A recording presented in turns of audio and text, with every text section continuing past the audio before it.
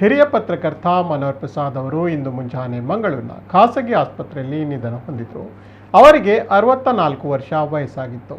ಮೂಲತಃ ಕಾರ್ಕಳ ತಾಲೂಕಿನ ಕರ್ವಾಲು ಗ್ರಾಮದ ನಿವಾಸಿಯಾಗಿದ್ದ ಮನೋಹರ್ ಪ್ರಸಾದ್ ಮಂಗಳೂರಿನಲ್ಲಿ ಕಾಲೇಜು ಪದವಿ ಶಿಕ್ಷಣ ಪೂರ್ತಿಗೊಳಿಸಿ ನವಭಾರತ ಪತ್ರಿಕೆಯಲ್ಲಿ ಪತ್ರಿಕಾ ವೃತ್ತಿ ಜೀವನ ಆರಂಭಿಸಿದರು.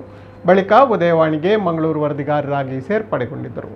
ಅಲ್ಲಿಂದ ಮೊದಲುಗೊಂಡು ಮುಖ್ಯ ವರದಿಗಾರರಾಗಿ ಬಳಿಕ ಬ್ಯೂರೋ ಚೀಫ್ ಆಗಿ ಮತ್ತು ಸಹಾಯಕ ಸಂಪಾದಕರ ಹುದ್ದೆಯವರೆಗೆ ಸತತ 36 ವರ್ಷಗಳ ಸೇವೆಯನ್ನು ಸಲ್ಲಿಸಿ 2 ವರ್ಷಗಳ ಹಿಂದೆ ನಿವೃತ್ತಿಯನ್ನು ಹೊಂದಿದರು. ಕರ್ನಾಟಕ ಕರಾವಳಿ ಇತಿಹಾಸದ ಕುರಿತು 608 ಸಂಶೋಧನಾ ಲೇಖನಗಳನ್ನು ಬರೆದಿದ್ದ ಅವರು ಕರ್ನಾಟಕ ರಾಜ್ಯೋತ್ಸವ ಪ್ರಶಸ್ತಿ, ಕರ್ನಾಟಕ ಮಾಧ್ಯಮ ಅಕಾಡೆಮಿ ಗೌರವ ಪ್ರಶಸ್ತಿ, ಸಂದೇಶ ಪ್ರತಿಷ್ಠಾನ ರಾಜ್ಯ ಪ್ರಶಸ್ತಿ, ಕೆನರಾ ಬ್ಯಾಂಕ್ ಅಮೃತೋತ್ಸವ ಪುರಸ್ಕಾರ ಮೊದಲಾದ ಹಲವು ಗೌರವಗಳಿಗೆ ಭಾಜನರಾಗಿದ್ದರು. ಕತೆಗಾರ ಹಾಗೂ ಕವಿಯೂ ಆಗಿದ್ದವರು ಅತ್ಯುತ್ತಮ ಕಾರ್ಯಕ್ರಮ ನಿರೂಪಕರು ಆಗಿದ್ದರು. ಅವರ ಅಗಲಿಕೆಯಿಂದ ಕರಾವಳಿಯ ಪತ್ರಿಕೋದ್ಯಮ ವಲಯಕ್ಕೆ ತುಂಬಲಾರದ ನಷ್ಟವಾಗಿದೆ. ಮನೋಹರ್ ಪ್ರಸಾದ್ ಅವರು ಕರಾವಳಿಯ ಮೊದಲ ತುಳು ವಾರ್ತಾ ವಾಹಿನಿ ಎನ್ನುವ ಹೆಗ್ಗಳಿಕೆಯನ್ನು ಹೊಂದಿರುವ ನಮ್ಮ ಕುಡ್ಲ ವಾಹಿನಿಯಲ್ಲೂ ಜನಮನ ಕಾರ್ಯಕ್ರಮದ ಮೂಲಕ ಜನಪ್ರಿಯರಾಗಿದ್ದು, ನಗರದ ಪ್ರತಿಯೊಂದು ವಿಚಾರಗಳ ಬಗ್ಗೆ ನಿರರ್ಗಳವಾಗಿ ಮಾತನಾಡಬಲ್ಲ 10 ಹಲವು ಜ್ವಲಂತ ಸಮಸ್ಯೆಗಳನ್ನು ಬಗೆಹರಿಸುವಲ್ಲಿ ಯಶಸ್ವಿಯಾಗಿದ್ದರು.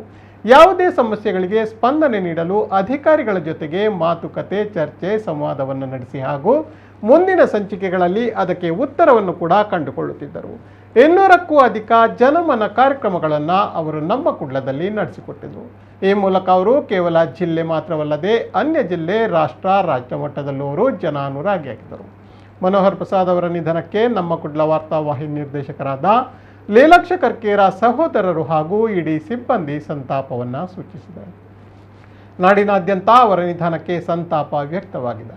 ದಕ್ಷಿಣ ಕನ್ನಡ ಕಾರ್ಯನಿರತ ಪತ್ರಕರ್ತರ ಸಂಘವು ಅವರ ನಿಧನಕ್ಕೆ ಶೋಕವನ್ನು ವ್ಯಕ್ತಪಡಿಸಿದೆ.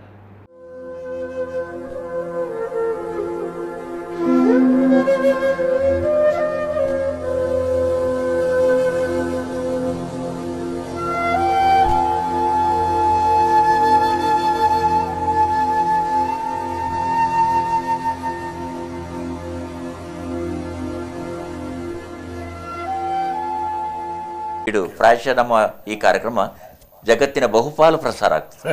ಈಗ ಫೇಸ್ಬುಕ್ ಲೈವ್ ಅಲ್ಲಿ ನಮ್ಮ ಬಹುತೇಕ ಎಂಟೈರ್ ಸಮಗ್ರ ಕೊಲ್ಲಿ ರಾಷ್ಟ್ರಗಳಲ್ಲೆಲ್ಲ ಈ ಕಾರ್ಯಕ್ರಮ ಪ್ರಸಾರ ಆಗ್ತದೆ. ಇಂಗ್ಲೆಂಡ್, ಅಮೆರಿಕ ಮುಂತಾದ ಪ್ರದೇಶಗಳಲ್ಲಿ ತಮಗೆ ಹಿಂದೆ ಕೂಡ ನಮ್ಮ ಜನಮನಕ್ಕೆ ಬಂದಿದೆ.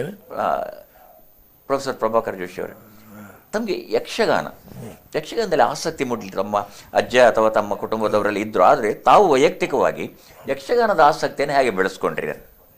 ಒಂದು ನಾನು ಪ್ರಾಥಮಿಕ ಶಾಲಾ ವಿದ್ಯಾರ್ಥಿಯಾಗಿ ಎಲಿಮೆಂಟ್ರಿಯಲ್ಲಿರುವಾಗ 2ನೇ 3ನೇ ತರಗತಿಯಲ್ಲಿ ನನಗೊಬ್ಬರು ಹೆಡ್ ಮಾಸ್ಟರ್ ಬೆಳೆದೆ. ಕೃಷ್ಣಣ್ಣ ಅವರು ಹೇಳಿದರು, ಯಕ್ಷಗಾನದಿಂದಾಗಿ ಇವತ್ತು ಕನ್ನಡ ಉಳ್ಕೊಂಡಿದೆ, ಪರಿಪೂರ್ಣ ಕನ್ನಡ. ಉಳಿದ ಮಾಧ್ಯಮಗಳಲ್ಲಿ ಆಂಗ್ಲ ಭಾಷೆಯ ಪ್ರಯೋಗಗಳ ನಡುವೆ ಯಕ್ಷಗಾನದಿಂದಾಗಿ ನಾವು ಕನ್ನಡವನ್ನು ಇಲ್ಲಿ ಉಳಿಸ್ಕೊಂಡಿದ್ದೇವೆ ಎಂಬ ಮಾತು ಹೇಳಿದರು. ತಾವು ತಮ್ಮ ವಸ್ತುಶಃ ಜೀವನ ಪೂರ್ತಿ ಒಂದು 4 ದಶಕಗಳ ಕಾಲ ತಾವು ಉಪನ್ಯಾಸಕರಾಗಿ ಆಂಗ್ಲ ಭಾಷೆಯಲ್ಲಿ ಬೋಧನೆ ಮಾಡ್ತಾ ಇದ್ದವರು. ಅಂದರೆ ತಮ್ಮ ಟಿಪ್ಪಣಿ ಕೊಡುವಂಥದ್ದಾಗಲಿ, ವಿದ್ಯಾರ್ಥಿಗಳನ್ನು ನೋಡುವುದು ಎಲ್ಲವೂ ಆಂಗ್ಲ ಭಾಷೆ. ಆದರೆ ಈಗ ತಾಳಮದ್ದಲೆ ಯಾವುದೇ ಪಾತ್ರಗಳನ್ನು ತಾವು ಮಾಡುವಾಗ ತಪ್ಪಿ ಕೂಡ ಇದು ಎಲ್ಲ ಬಹುತೇಕ ಕಲಾವಿದರು ಒಂದೇ ಒಂದು ಆಂಗ್ಲ ಪದ ಬರದೆ ಯಾವ ರೀತಿಯ ಕಾಳಜಿ ಇರ್ತದೆ, ಅದು ಒಂದು ಸರಿ